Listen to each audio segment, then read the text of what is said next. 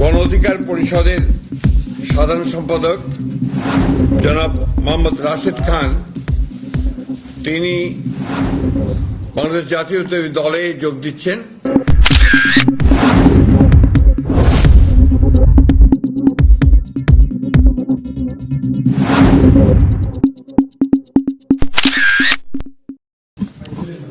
ঘোষণা দেওয়ার জন্য আপনাদের সামনে উপস্থিত হয়েছি। গণ অধিকার পরিষদের সাধারণ সম্পাদক জনাব মোহাম্মদ রাশেদ খান তিনি বাংলাদেশ জাতীয়তাবাদী দলে যোগ দিচ্ছেন এবং বাংলাদেশ জাতীয়তাবাদী দল সিদ্ধান্ত নিয়েছে যে ঝিনাইদহ 4 আসন, যেটা ঝিনাইদহ সদর এবং কালীগঞ্জ থানা নিয়ে, এই আসনে মোহাম্মদ রাশেদ খানকে ধানের শীষ প্রতীকে নির্বাচন করার জন্য মনোনয়ন দেওয়া হচ্ছে। এটা আপনার আমাদের দলের সিদ্ধান্ত, এটা আমি আপনাদেরকে জানালাম। আর সেই সঙ্গে আমি আপনার অনুরোধ করব, এই ঝিনাইদহ ও কালীগঞ্জ, ঝিনাইদহ সদর ও কালীগঞ্জ অর্থাৎ ঝিনাইদহ 4 আসনের বিএনপির সকল নেতাকর্মীকে মোহাম্মদ রাশেদ খানের সঙ্গে কাজ করার জন্য এবং তাকে বিজয়ী করার জন্য সর্বশক্তি দিয়ে কাজ করার জন্য। এখন রাশেদ খান বলবেন, তারপরে ওটা হবে। হ্যাঁ, আসসালামু আলাইকুম। বাংলাদেশ জাতীয়তাবাদী দল বিএনপির সংগ্রামী মহাসচিব, তাকে অসংখ্য ধন্যবাদ। আমি মোহাম্মদ রাশেদ খান 2018 সালের কোটা সংস্কার আন্দোলন থেকে আপনাদের সাথেই ছিলাম। কিভাবে রাজপথে সংগ্রাম করেছি আপনারা সবাই জানেন, সাংবাদিক ভাইয়েরা। বিশেষ করে জুলাই গণঅভ্যুত্থানের সময় আমার পাশে বিএনপির স্থায়ী কমিটির সদস্য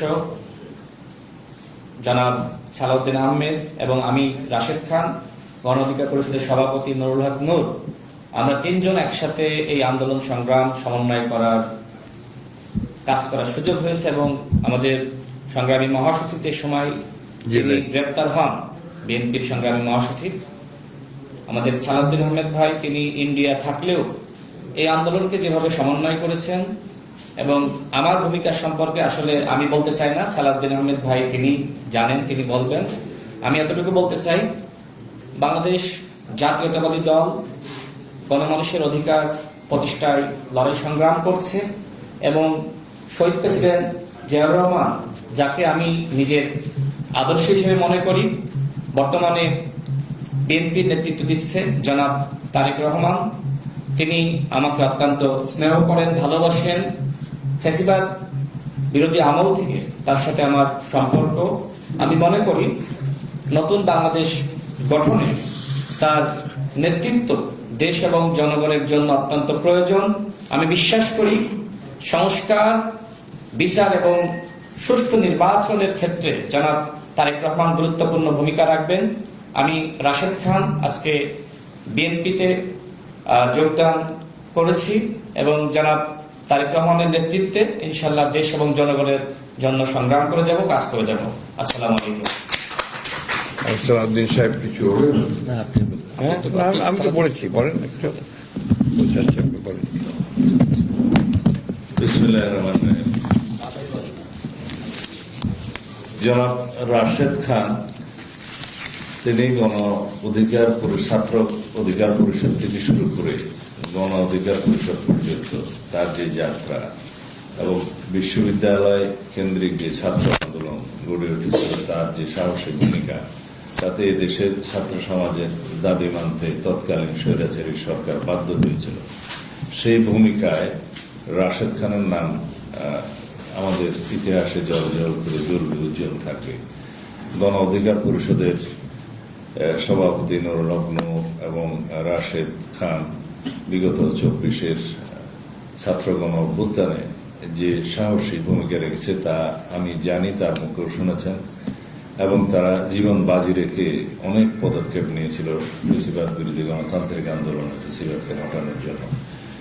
সেই অবদান ইতিহাসে লিপিবদ্ধ থাকবে। আমরা চাই বর্তমান নতুন প্রজন্মের এরকম আরো অনেক সাবেক ছাত্রনেতা যারা এখনো বয়সে তরুণ, তারা জাতি বিনির্মাণে সঠিকভাবে পদক্ষেপ নিতে পারুক, এবং সেজন্য তাদেরকে জাতীয় সংসদ থেকে শুরু করে সমাজের, রাষ্ট্রের বিভিন্ন স্তরে তারা প্রতিষ্ঠিত হোক, সেটা আমাদের কামনা। আমরা আগেও বলেছি অনেকবার, আগামীর বাংলাদেশ হবে মেধাভিত্তিক, জ্ঞান নির্ভর, প্রযুক্তি নির্ভর বাংলাদেশ, এবং সেই ক্ষেত্রে এই স্লোগানকেই শুধু স্লোগানের মধ্যে না রেখে কার্যকরভাবে আমরা যাতে এই তারুণ্যের ভাবনাকে ধারণ করতে পারি এবং মেধা ও প্রযুক্তি নির্ভর, জ্ঞান নির্ভর বাংলাদেশ গড়তে পারি, সেই লক্ষ্যেই আমরা রাশেদ খানকে আমরা স্বাগতম জানাচ্ছি, অভিনন্দন জানাই আজকে তার এই সিদ্ধান্ত। আশা করি রাশেদ খান জনসমর্থন নিয়ে জাতীয় সংসদে প্রতিনিধিত্ব করতে পারবেন ইনশাআল্লাহ।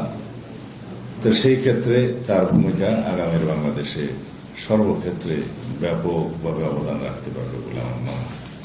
আবারও স্বাগত জানাই।